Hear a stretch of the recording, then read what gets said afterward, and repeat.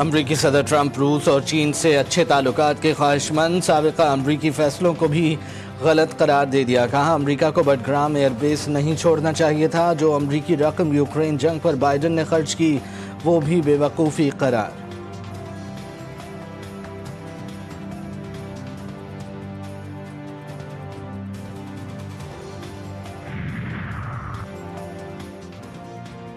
امریکی صدر ٹرمپ اور چینی ہم منصب شی جن پنگ کے درمیان ٹیلی فونک رابطہ، مستقبل میں ٹک ٹاک کے امریکی آپریشنز سے متعلق معاہدے کی منظوری۔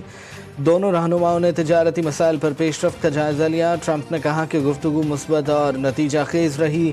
اگلے ماہ جنوبی کوریا میں APEC اجلاس کے دوران شی جن پنگ سے ملاقات ہوگی۔ وہ آئندہ سال چین کا دورہ بھی کریں گے۔ غزہ سٹی میں خوفناک بمباری، بموں اور میزائلوں کی بارش سے زمین لرز گئی۔ صبح سے جاری حملوں میں مزید 35 فلسطینی شہید، 100 سے زائد زخمی، کئی عمارتیں اور مکانات ملامت۔ فوج دو اطراف سے شہر کے مرکز کی جانب بڑھنے لگی، لوگ جانیں بچا کر بھاگنے پر مجبور۔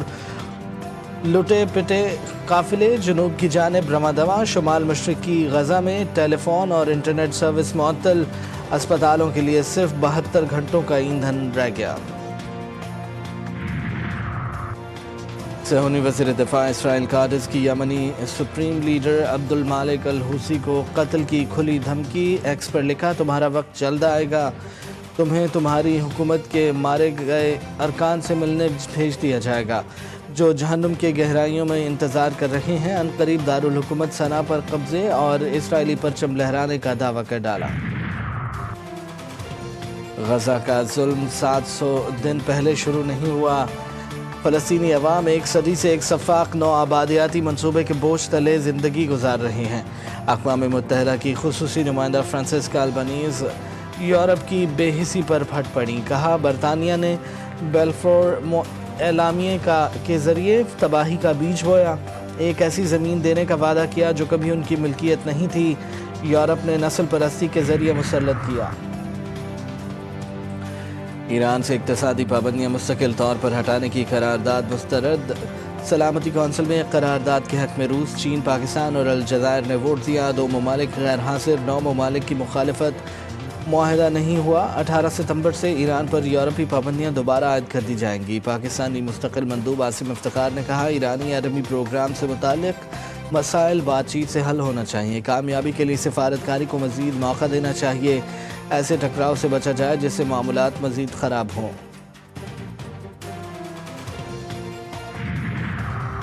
طالبان نے 8 ماہ بعد بزرگ برطانوی جوڑے کو رہا کر دیا۔ بزرگ جوڑے کی رہائی قطر کی کوششوں سے عمل میں آئی۔ دونوں کو کابل میں برطانیہ کے خصوصی نمائندے کے حوالے کیا گیا۔ دونوں کو رواں سال فروری حراست میں لیا گیا تھا۔ افغانستان میں خواتین اور بچوں کی تعلیم کا پروگرام چلا رہے تھے، انہیں باضابطہ افغان شہریت دی گئی تھی۔ دونوں دوحہ پہنچنے پر برطانوی جوڑے کے اہل خانہ خوشی سے نہال۔ گجرات میں 1 گھنٹے کی موسلا دھار بارش نے شہر کو پھر ڈبو دیا۔ نشیبی علاقے زیرآب، گلی محلوں میں کئی فٹ پانی جمع۔ ڈپٹی کمشنر آفس سمیت تمام سرکاری دفاتر میں پانی داخل۔ موٹر سائیکل سوار نالے میں جا گرا۔ سڑکوں پر پانی جمع ہونے سے شہریوں کو مشکلات کا سامنا۔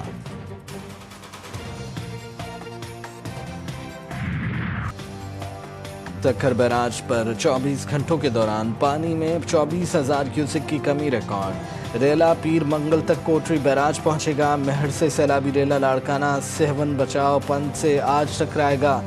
متاثرہ علاقوں سے لوگوں کی نقل مکانی۔ دادو مورو پل پر پانی کی سطح میں اضافہ۔ مہڑ اور دادو تحصیل کے کچے کے علاقے متاثر۔ الحمدللہ it is a historic packet between the 2 countries, لیکن ہم ہمیشہ سے ہمارا جو انفارمل ارینجمنٹ رہا ہے سعودی عربیہ کے حوالے سے، حرمین شریفین کے حوالے سے، وہ وہی ہے جو اس ایگریمنٹ میں جو کہ اسٹریٹجک میوچل ڈیفنس ایگریمنٹ پرسوں سائن ہوا ہے، وہ آلریڈی انفارملی تو ہمیشہ سے اسی پہ بلیف تھا پاکستانی قوم کا، پاکستان کی حکومت کا، اور اسی پہ ایک فارمل ایگریمنٹ سائن ہوا۔ اٹس پری میچور ٹو سے سم تھنگ۔ سعودی عرب سے معاہدہ ایک رات میں طے نہیں پایا، کئی ماہ لگے۔ نائب وزیر اعظم اسحاق ڈار کہتے ہیں پاکستان اور سعودی عرب کے درمیان ہونے والا معاہدہ تاریخی ہے، دیگر ملک بھی معاہدے کا حصہ بننے کی خواہش رکھتے ہیں۔ پاکستان پر پابندیوں کے بعد سعودی عرب کی حمایت بڑی اہم تھی۔ سعودی عرب نے ہمیشہ پاکستان کے مشکل وقت میں ساتھ دیا۔ وزیر دفاع خواجہ آصف نے کہا، سعودی معاہدے کی کوئی خفیہ شرائط نہیں، خلیجی ممالک شامل ہو سکتے ہیں۔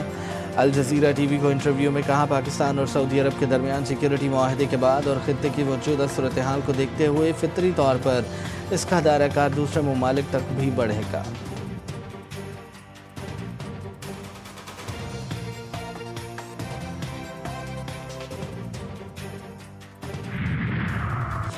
پاک سعودیہ دفاعی معاہدہ کسی تیسرے ملک کے خلاف نہیں، پاکستان اور سعودی عرب کے تعلقات بھائی چارے اور تعاون کی منفرد مثال ہیں۔ ترجمان دفتر خارجہ شفقت علی خان نے کہا، پاکستان اور سعودی عرب کی قیادت دونوں ممالک کے تعلقات کو نئی بلندیوں تک لے جانے کا عزم رکھتی ہے، دونوں ممالک کے درمیان دفاعی تعاون بڑھانے اور مشترکہ سلامتی یقینی بنانے کی عکاسی کرتا ہے۔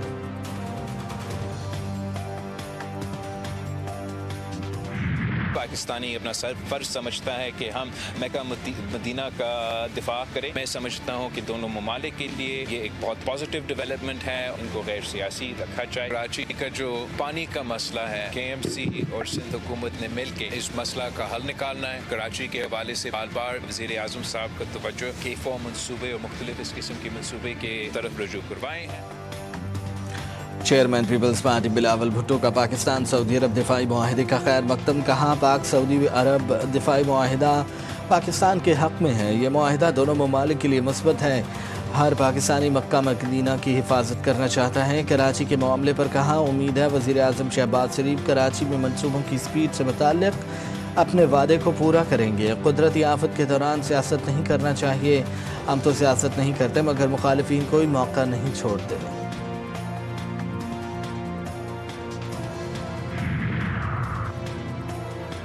شہباز شریف کو سعودی جہازوں نے سلامی دی، یہ جنگی جہازوں کی سلامی کسی سیاسی لیڈر کو نہیں بلکہ پاکستان کو دی گئی۔ ایک وزیر اعظم کو الٹی سیدھی حرکتوں پر جہاز سے اتارا گیا تھا، اڈیالہ میں موجود شخص کو نہیں پتا کہ پاکستان اب آگے بڑھ گیا، وہ قصہ پارینہ ہے۔ وزیر اعلیٰ پنجاب مریم نواز کی تنقید، سرگودا میں ای بس سروس کا افتتاح کر دیا، کہتی ہیں بر وقت انتظامات نہ ہوتے تو سیلاب سے بڑی تباہی ہوتی۔ پاکستان کے 3 دریاؤں میں بیک وقت طغیانی آئی جس کے باعث سینکڑوں دیہات متاثر ہوئے، 2 ہفتوں کے اندر سیلاب متاثرین کو چیک ملنا شروع ہو جائیں گے۔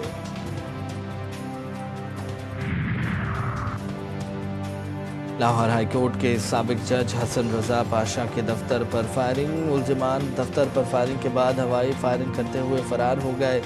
حسن رضا پاشا پاکستان بار کونسل کے رکن اور ایگزیکٹو کمیٹی کے چیئرمین ہیں۔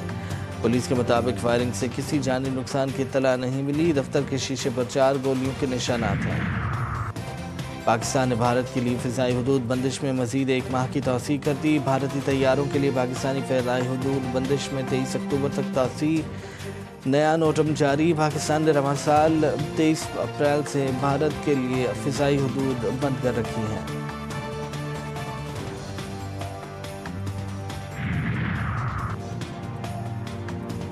پاکستان نے بھارت کے لیے فضائی حدود میں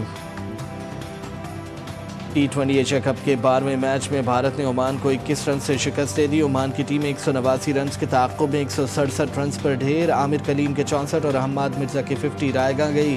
بھارت نے پہلے کھیل کر 8 وکٹوں پر 188 رنز پر آئے تھے۔ ساؤتھ ایشین فٹ بال فیڈریشن انڈر 17 چیمپئن شپ، پاکستان نے مالدیپ کو 5-2 سے شکست دے کر سیمی فائنل میں جگہ بنا لی۔ پاکستان کی جانب سے منصور احمد نے ہیٹ ٹرک کی، محمد عبداللہ نے 2 گول کیے۔ پاکستان اپنا آخری گروپ میچ بھارت کے خلاف 22 ستمبر کو کھیلے گا۔ اور 5 دہائیوں تک فلم انڈسٹری میں راج کرنے والے لیجنڈ اداکار یوسف خان کو بچھڑے 16 برس بیت گئے۔ یوسف خان نے فلمی سفر تو اردو فلموں سے شروع کیا، لیکن انہیں شہرت پنجابی فلموں میں ایکشن کرداروں سے ملی۔ فنی خدمات کے اعتراف میں پرائڈ آف پرفارمنس ایوارڈ سے بھی نوازا گیا۔